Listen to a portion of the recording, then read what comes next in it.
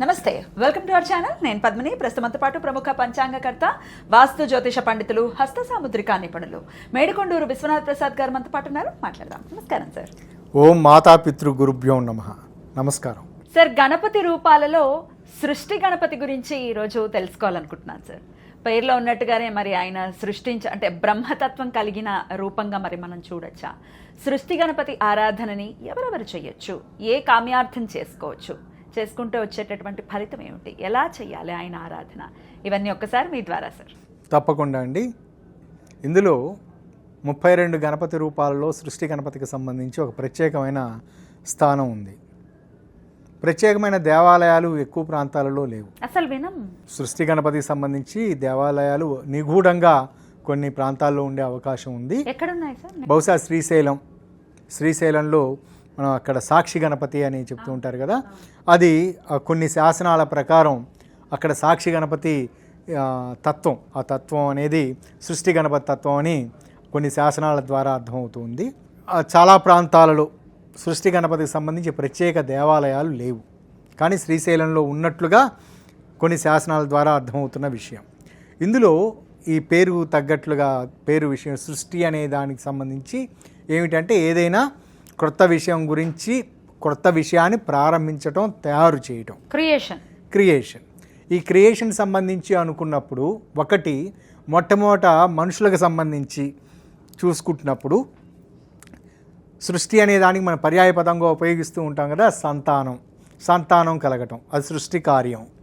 సంతాన లేమితోటి బాధపడుతున్నవారు లేదా సంతానం సంబంధించి వారి ఎదుగుదలకు సంబంధించి నా ఇబ్బందికర సన్నివేశాలు ఎదుర్కొంటున్నవారు, మానసిక ఎదుగుదలకు కూడా పనిచేస్తున్నా, ముఖ్యంగా మానసిక ఆటిజం అంటూ ఉంటారు చూసారా, ఇటువంటి లక్షణాలకి అంటే వాళ్ళు గర్భధారణలో ఉన్నప్పుడు పోషకాహార లోపాలు లేదా మరే ఇతర జీన్స్ పరమైన లోపాలు తోటి ఆటిజం, అటువంటి కారణాల చేత ఆటిజం వచ్చే అవకాశాలు ఉంటాయి.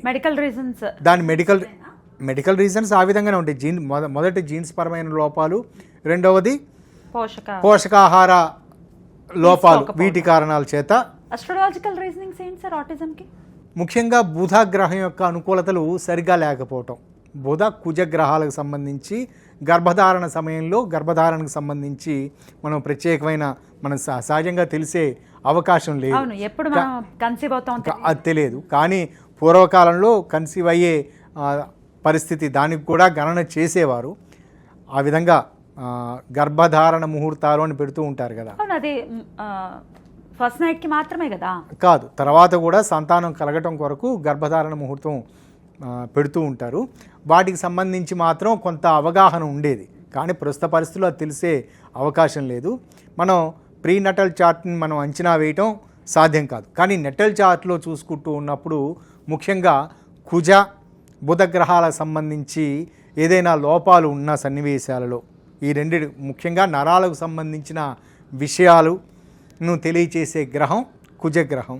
నరాలలో ప్రవాహానికి సంబంధించి విద్యుత్ తరంగాల ప్రవాహం కానీ వాటికి అందే రక్త ప్రసరణకు సంబంధించి కానీ వీటన్నిటికీ తెలియచేసే గ్రహం బుధ.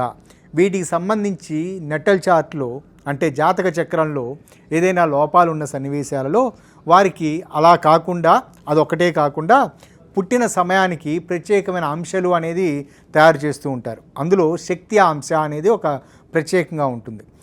అంటే పుట్టిన సమయానికి ప్రతి 4 నిమిషాలకి మారుతున్న ఒక అంశ అనేది ఉంటుంది. అంటే మన నవాంశ చక్రం నవాంశ లాగ్ కాదు, అదొక నవాంశ అనేది గ్రహాలకు సంబంధించి అవి ఉన్న నక్షత్ర పాదాలకు సంబంధించి మనం అంచనా వేసే క్రమం. కానీ ఇక్కడ అంశ అనేది ఏమిటంటే గ్రహాలకు సంబంధించి కాదు, ఆ సమయానికి సంబంధించి, ఆ వారానికి సంబంధించి పుట్టిన లగ్నం నుండి ప్రతి 4 నిమిషాలకి ఒక అంశ మారుతూ ఉంటుంది. అందులో చాలా తీవ్రమైన అంశం ఏమిటంటే, తీవ్రంగా ప్రతికూల ప్రభావాన్ని చూపించే అంశం ఏమిటంటే శక్తి అంశ. ఈ శక్తి అంశలో పుట్టిన వారికి కుజ బుధ గ్రహాల మధ్య సరైన సారూప్యత అనుకూలత లేని సన్నివేశాలలో వారికి సంతానానికి సంబంధించి ఎదుగుదల లోపాలు ఉండే అవకాశం ఉంటాయి. అందులో ఆటిజం కూడా ఒకటి. సృష్టికి సంబంధించిన విషయాలు సంతానం కలగకపోవటం, సంతానానికి సంబంధించిన ఇబ్బందికర సన్నివేశాలు ఎదురైన సన్నివేశాలలో ఈ సృష్టి గణపతికి సంబంధించిన పూజా విధానం ఇది అనుకూలమైన ఫలితాలను ఇస్తుంది. ఇక రెండవది మన ప్రాక్టికాలిటీకి సంబంధించి చూసుకుంటున్నప్పుడు ఏదైనా ఇప్పుడు ఒక ఇన్వెన్షన్లో ఉన్నారనుకోండి, అంటే శాస్త్రవేత్తలు ఏదైనా కొత్త విధానాన్ని తయారు చేయాలనుకుంటున్నారనుకోండి, దానికి సంబంధించి వారు ఏదైనా వాళ్ళకి మనసులోకి ఆలోచన వచ్చిన వెంటనే ఈ కొత్త రకమైన ఇన్స్ట్రుమెంట్ మరొక ఏదో తయారు చేయాలని అనుకుంటున్నాము, సఫలీకృతం కావటానికి సృష్టి గణపతి ఆరాధనతో ప్రారంభించిన సన్నివేశాల్లో అనుకూలంగా ఉంటుంది. మరి సైంటిస్టులు కదా, సైన్స్ టెంపర్మెంట్ తో మరి దేవుణ్ణి నమ్ముతారా లేదా అనేది ప్రశ్న. సహజంగా సైన్స్ని నమ్మేవారు దేవుని నమ్ముతూ ఉంటారు. మ్యాక్సిమం నాకున్న పరిచయస్తులలో సైన్స్లో బాగా ప్రవేశం ఉన్నవాళ్ళు, వైద్యశాస్త్రంలో తీవ్రంగా పరిశోధన చేస్తున్నవారు, పరిశోధన వైద్యులు, వీళ్ళందరూ వాళ్ళు నమ్ముతారు. ఏదో ఒక స్థాయిలో వారికి ఇది ఈ విధంగా జరగటానికి మన ప్రమేయం కాదు, ఏదో ప్రమేయం ఉంది, ఆ ప్రమేయం కలిగించే శక్తి ఒక పరమాత్మ, వేరే శక్తి ఉన్నదని నమ్మేవారు చాలామంది ఉన్నారు. ఎక్కువ మంది ఉన్నారు, చాలామంది అని చెప్పడం ఇది కాదు, కానీ ఆ విధంగా హేతుబద్ధంగా ఆలోచిస్తూ ఉండేవారు కూడా ఉన్నారు. పరిపూర్ణంగా హేతువు గురించి ఆలోచిస్తూ వీటన్నిటికీ కారణం ఇది కాదు అని ఆలోచించేవారు ఉన్నారు. ఇరువురు దేవుని నమ్మేవారు, దేవుని నమ్మని వారు ఇది సహజంగా నేను చెప్పదలుచుకున్న విషయం ఏమిటంటే, దేవుని నమ్ముతూ చేసేవారు, దేవుని నమ్మకుండా చేసేవారు ఇరువురు సమానమైన ఫలితాలనే పొందుతున్నారు, అన్ని రంగాల్లోనూ ఉంటారు. కాబట్టి ఇందులో వాటి గురించి ప్రత్యేకమైన ఆక్షేపణ ఏది లేదు, నమ్మేవారి గురించి చెప్తూ ఉన్నాను. ఇందులో రెండవది ఇప్పుడు ప్రస్తుతం సాఫ్ట్వేర్ రంగానికి సంబంధించి మనం చూస్తూ ఉన్నాం. ఏఐ కానీ లేకపోతే కోడింగ్ కానీ ఇటువంటివన్నీ సాఫ్ట్వేర్ ప్రతిదీ ఇన్వెన్షనే. ప్రతిదీ ఏ కొత్త రకమైన విషయం కానీ చిప్ కానీ ఇది తయారు చేయటం ఇటువంటివన్నీ ఇన్వెన్షన్. వాటన్నిటికీ ప్రతిదీ కొత్త రకంగా ఆలోచించటం, మ్యాథమెటిక్స్ని ఆ విధంగా అప్లై చేయటం, కొత్త ఆవిష్కరణలకు అవసరం అయ్యేది ఇదే సాఫ్ట్వేర్ రంగానికి సంబంధించి ప్రస్తుతం ఉన్న పరిస్థితి. మూడవది రచనా వ్యాసంగాలు. మొదలుపెట్టే పెన్ను తీసుకొని పేపర్ మీద ఏదైనా ప్రారంభించే ముందు ఏం చేయాలో అనే గజిబిజితోటి ఉంటారు రచయితలు, జర్నలిస్టులు, వీళ్ళందరూ. కానీ దాని తర్వాత క్రమక్రమంగా పెన్ను కదులుతున్న కొద్దీ పదజాలాలు పొల్లుతూ అదొక చక్కటి సారూప్యత వస్తూ ఉంటుంది, చక్కటి ఒక మంచి వ్యాసం తయారవుతుంది. లేదా ఇప్పుడు ఇటువంటి ఇంటర్వ్యూస్ ఇటువంటివి ఉన్నాయి, వ్యాఖ్యాతలు, ఇటువంటి వారికి ప్రారంభంలో ఎలా మొదలు పెట్టాలో తెలియదు, మొదలు పెట్టిన తర్వాత ఆగకుండా అదొక నిరంతర గంగా ప్రవాహంలాగా వారి నోటి నుంచి చక్కటి పదజాలాలు వస్తూ ఉంటాయి. ఇటువంటి వాటికి కూడా ఈ సృష్టి గణపతి యొక్క తత్వం అనుకూలంగా ఉంటుంది. అంటే ఒకటి ప్రాథమికమైన విషయం, అనారోగ్య లక్షణాలతోటి సంతానానికి సంబంధించిన సంతానం కలక్కపోవటం, లేదా సంతానం కలిగిన సంతానానికి ఇటువంటి ఇబ్బందికర అనారోగ్య స్థితులు, సరైన ఎదుగుదల లేకపోవటం. మూడవ పాయింట్ సాఫ్ట్వేర్ రంగానికి సంబంధించి, లేదా నాలుగో పాయింట్ కొత్త ఆవిష్కరణలకు సంబంధించి, ఐదో పాయింట్ ఇక్కడ వీరికి సంబంధించి రచనా వ్యాసంగాదులలో ఉన్నవారు. వీటన్నిటికీ జ్యోతిష శాస్త్రపరంగా కామన్ ఫ్యాక్టర్ ఏమిటంటే బుధుడు పర్ఫెక్ట్గా ఉండాలి. ఇవన్నీ బుధుడికి సంబంధించిన విషయాలన్నీ చాలా అనుకూలంగా ఉన్నాయనుకోండి, వాటన్నిటికీ ఈ లక్షణాలు, ఇటువంటి తత్వాలకు సంబంధించి ఇది అనుకూలంగా ఉంటుంది. కాబట్టి జాతక చక్రంలో, ఎవరి జాతక చక్రంలో అయినా బుధునికి సంబంధించిన ఏదైనా పొరపాట్లు, ఏదైనా లోపాలు ఉన్న సన్నివేశాలలో, అంటే బుధుడు పాపగ్రహయుక్తుడై ఉండటం, కొన్ని సందర్భాల్లో కుజునితోటి కలిసి వారు ఇంపల్సివ్గా వ్యవహరించే తత్వం కలిగి ఉండటం, ఇటువంటి సన్నివేశాలలో కూడా సృష్టి గణపతి అనేది ఉపయోగపడుతుంది. పాపయుక్తంగా అంటే క్లుప్తంగా చెప్పండి సార్. బహుశా కుజునితోటి, సహజంగా బుధుడు రవితోటి సహజంగా ఎప్పుడు దగ్గరగానే ఉంటాడు. ఎక్కువ సన్నివేశాలలో, ఎక్కువ సంవత్సరంలో ఎక్కువ పర్యాయాలు రవితోటి కంబస్ట్ అవుతూ ఉంటాడు, మౌఢ్యం వేస్తూ. శనితోటి, రవికి దగ్గరగా ఉండే గ్రహాలు శుక్ర బుధ గ్రహాలు. ఓకే, దాని తర్వాత శనితోటి, పాపగ్రహాలు అంటే శని. కొన్ని సందర్భాల్లో చంద్రుడు, క్షీణచంద్రుడు, అమావాస్య చంద్రుడు బుధునితోటి కలిసి ఉన్న సన్నివేశాలు. ఇటువంటి సన్నివేశాల్లో బుధుని యొక్క ఆలోచన విధానం, బుధుడు సహజంగా ఆలోచన విధానాన్ని సూచించేవాడు. చక్కటి మాట తీరును ప్రదర్శించేవాడు. వాటిల్లో లోపాలు ఉన్న సన్నివేశాల్లో ఎదుటివారు అపార్థం చేసుకునే పరిస్థితులు ఉంటాయి. కాబట్టి ఇటువంటి సన్నివేశాల్లో ఇది కూడా పాపయుక్తంగా చేస్తారు. చేయటం. కాబట్టి ఇటువంటి సన్నివేశాల్లో ఇక్కడ సృష్టి గణపతి యొక్క ఆరాధన చక్కగా ఉపయోగపడుతుంటుంది. మరి ఎలా మొదట సంతాన భావానికి సంబంధించి, సంతానం కలగటానికి సంబంధించి భార్యాభర్తలు ఇరువురు వారు ఏం చేస్తారంటే కొబ్బరికాయ తీసుకుని, కొబ్బరికాయ పగలగొట్టకుండా మనం పూర్ణంగా ఉంటుంది, ఒకవైపు ఇది పీచు ఉంటుంది కదా, ఆ విధంగా ఆ పీచు ఉన్న ప్రాంతానికి మనం అడ్డంగా ఉంచి దాని మీద కర్పూరం ఇది వెలిగించడానికి మనం కొన్ని పూజా కార్యక్రమాల్లో చేస్తూ ఉంటాం కదా, కర్పూరం వెలిగించి ఈ విధంగా చేస్తుంటాం. ఆ విధంగా పసుపుతోటి ఆ కర్పూరం పెట్టే ప్రాంతంలో, అంటే మీకు అర్థం అవటం కొరకు చెప్తున్నాను, మధ్యలో ఓకే, అక్కడ పసుపు వినాయకుడిని పెట్టి వారికి పసుపు వర్ణంతో ఏదైనా వస్త్రాన్ని కప్పి ఉంచి ఈ మంత్రాన్ని చదువుకోవటం. నేను ఆ మంత్రాన్ని వివరిస్తూ ఉంటాను. అది భార్యాభర్తలు ఇరువురు వారు చేసుకుంటూ వైద్య సలహాలను తీసుకుంటూ, వైద్య సలహాలు అంటే వారి సంతాన భావానికి సంబంధించి ఏ కారణాల చేత వారికి కలగట్లేదో దానికి సంబంధించి ప్రాక్టికాలిటీకి సంబంధించి వైద్య సలహాలను తీసుకుంటూ వారు ఇది ప్రారంభించుకున్న సన్నివేశాల్లో అనుకూలమైన ఫలితాలు ఉంటాయి.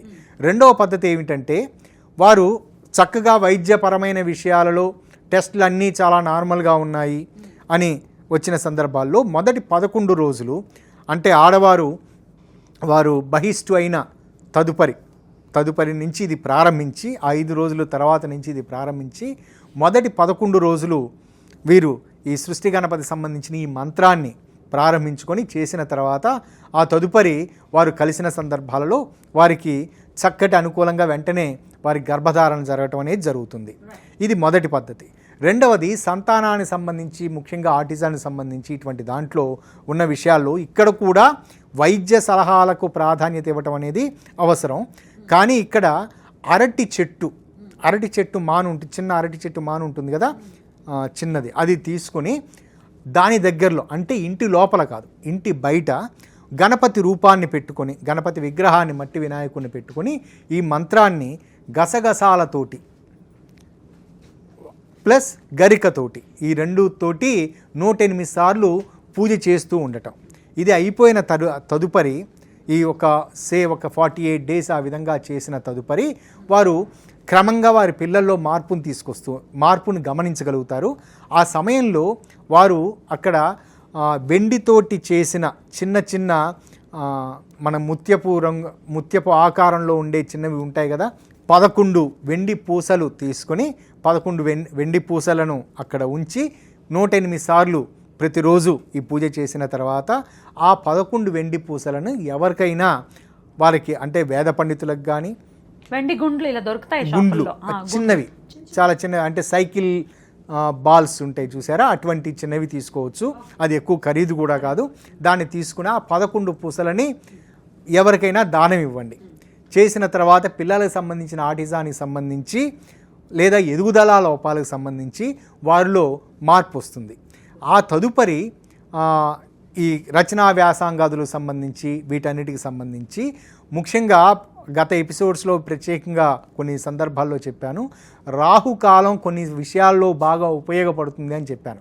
అది ముఖ్యంగా ఈ రాహుకాలం ఉపయోగపడేది ఈ సాఫ్ట్వేర్ రంగానికి సంబంధించిన వాటిల్లో కొత్త ఆవిష్కరణలకు సంబంధించి ఉపయోగపడుతూ ఉంటుంది అని, అలాగే రచనా వ్యాసంగాదులకు సంబంధించి కూడా ఈ పూజలు చేయటానికి రాహుకాలంలో ప్రత్యేకంగా ఈ గణపతి ఆరాధన, ఈ నేను చెప్పబోయే మంత్రాన్ని చదువుకుంటూ రాహుకాలంలో ఒకరోజు ప్రతిరోజు రాహుకాలంలో ఒకే సమయంలో చేయడం అనేది సాధ్యం కాకపోవచ్చు. ఇప్పుడు ప్రస్తుతం ఉన్న వృత్తిపరంగా నియమాలతోటి, అంటే వాళ్ళ ఆఫీస్ టైమింగ్స్ అవన్నీ కుదిరే అవకాశాలు ఉండవు కదా, అందుచేత ప్రారంభంలో రాహుకాలంలోనే ఈ పూజ మొదలుపెట్టండి. మామూలుగానే ఒక బియ్యం తీసుకొని బియ్యం మీద మట్టి వినాయకుడిని ఉంచి పసుపు వస్త్రాన్ని వారికి ధరింపజేసి పసుపు వస్త్రాన్ని అర్పించి ఈ నేను ఇప్పుడు చెప్పబోయే ఈ మంత్రాన్ని వారి ఇంట్లో పెద్దవారి చేత కానీ లేదా వారి ఇంటికి వచ్చే పురోహితుల చేత కానీ ఎవరి చేతనైనా ఉపదేశం పొంది ఎవరు దొరకని పక్షంలో ఇప్పుడు ఇది రాసుకొని గణపతిని గురువుగా భావించి ఈ మంత్రాన్ని చేయటం మొదలుపెట్టండి. కొత్త ఆవిష్కరణలు చాలా త్వరగా వస్తాయి. రచయితలకు చాలా త్వరగా మంచి ఆలోచనలు వచ్చి మంచి పాపులారిటీ వస్తుంది. ఆ మంత్రాన్ని ఇప్పుడు వివరిస్తాను. 3 సందర్భాల్లో కూడా ఒకటే మంత్రం, అన్నిటికీ ఒకటే మంత్రం. ఇది 12 బీజాక్షరాలతో కూడిన మంత్రం. ఈ మంత్రాన్ని ఇప్పుడు వివరిస్తాను. ఓం సౌహ్ గం సృష్టి గణపతయే స్వాహ. మరలా రిపీట్ చేస్తాను. ఓం సౌహ్ గం సృష్టి గణపతయే స్వాహ. రైట్. ఈ మంత్రాన్ని 108 సార్లు మీరు ఆల్రెడీ వివరించినట్టుగా చేసుకోవాల్సి ఉంటుంది. ఇంకేమైనా నియమాలు ఉంటాయా సార్? ప్రత్యేక నియమాలు ఏమీ లేవు. ఆహార అలవాట్లలో ఏమైనా మనం జాగ్రత్తలు తీసుకోవాలా? అవసరం లేదు. రైట్, అద్భుతం సార్. ఆబ్వియస్గా ఇది గణపతికి సంబంధించి చవితి కానీ బుధవారం కానీ మొదలు పెట్టుకోవాలి. సహజంగా గణపతికి సంబంధించి ముందు వివరించిన ఎపిసోడ్స్లో లాగానే చవితి రోజు శుక్లపక్షం కానీ కృష్ణపక్షం కానీ బుధవారం కానీ. అద్భుతం సార్, చాలా బ్యూటిఫుల్గా ఎక్స్ప్లెయిన్ చేశారు. కృతజ్ఞతలు సార్. నమస్తే. నమస్కారం.